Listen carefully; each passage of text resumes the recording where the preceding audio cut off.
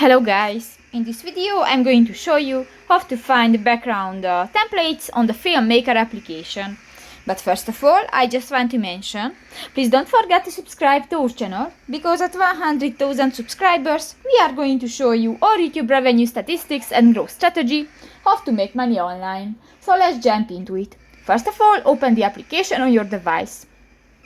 This is the first page, and if you want to start a new project, click to the new project button, but in the project section you can find your old videos and projects. Actually, if you want to search and find different templates, for example background templates, click to the asset library option at the upper side of the screen, and here go to the lower bar. Here you can find the background option and you can find different backgrounds, and just select one and you can use.